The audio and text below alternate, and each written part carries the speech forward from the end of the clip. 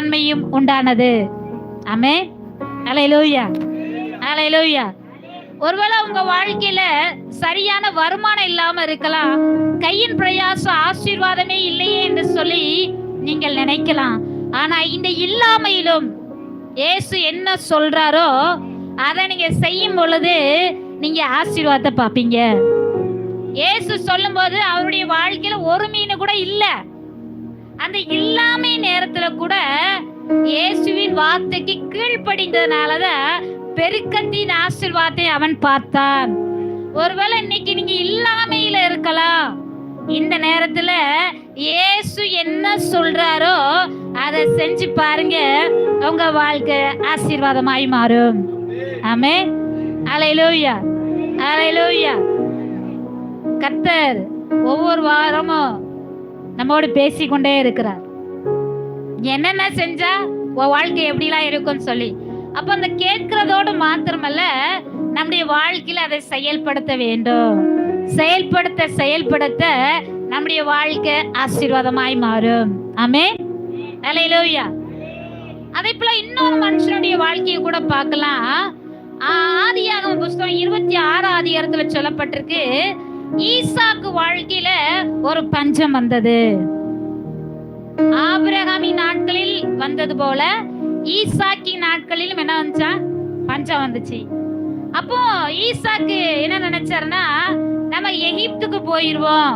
ஏன் சொன்னாங்க? பஞ்சமா இருக்கு, எகிப்துக்கு போனா நல்லா இருக்கலாம் அப்படின்னு நினைக்கும் பொழுது கர்த்தர் ஈசாக்க பார்த்து சொல்றாரு, ஈசாக்கே நீ கேரார்ல இரு, நான் உன் கூட இருந்து உன்னை ஆசீர்வதிப்பேன். அல்லேலூயா, அல்லேலூயா. ஈசாக்க பார்த்து என்ன சொன்னாரு? பஞ்ச காலத்துல கர்த்தர் சொல்றாரு, நீ கேரார்ல இருப்பா, எகிப்துக்கெல்லாம் போக வேண்டாம், நீ கேரார்ல இரு, நான் உன் கூட இருந்து உன்னை ஆசீர்வதிப்பேன். அந்த நேரத்துல ஈசாக்கு என்ன பண்ணாரா? கர்த்தருடைய வார்த்தைக்கு கீழ்ப்படிந்தார். எகிப்துக்கு போகல. ஆண்டவர் எந்த இடத்துல இருக்க சொன்னாரோ அதே இடத்துல இருந்தா ஈசாக்கு விதை விதைத்தான், 100 மடங்கு அறுவடையை பெற்றுக்கொண்டான். அல்லேலூயா, அல்லேலூயா, அல்லேலூயா. பஞ்ச காலங்க.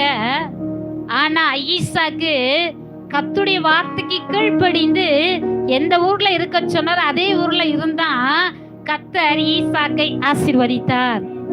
100 மடங்கு அறுவடையை பெற்றுக்கொள்ளும்படி கர்த்தர் அவனை என்ன செஞ்சாரா?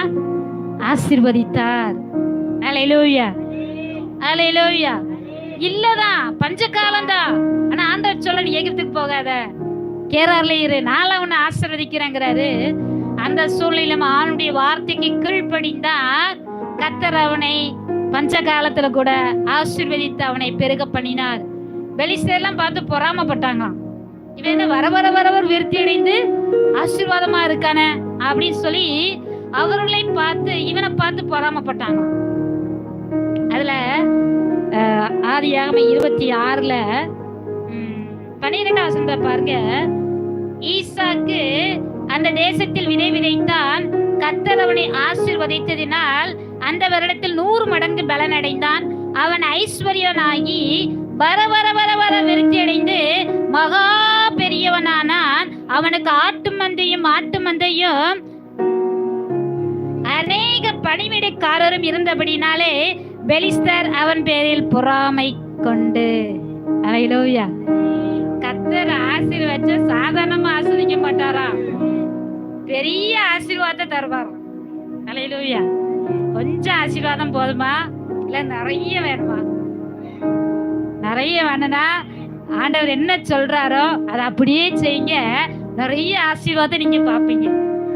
பேதுரு கீழ்ப்படிந்தான், ஒரு மீன் கூட இல்ல. ஆனா பேதுரு வாழ்க்கையில 2 படகு அமிழத்தக்கதாய் கர்த்தர் அவனை ஆசீர்வதித்தார்.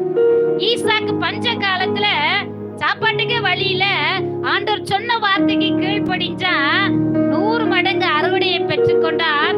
வர வர வர வர விருத்தி அடைந்து மகா ஐஸ்வர்யம் ஆனான். நிறைய ஆடுகளும் மாடுகளும் நிறைய வேலையாட்களையும் கர்த்தர் கொடுத்து அவனை ஆசீர்வதித்து பெருக பண்ணினார். அல்லேலூயா, அல்லேலூயா.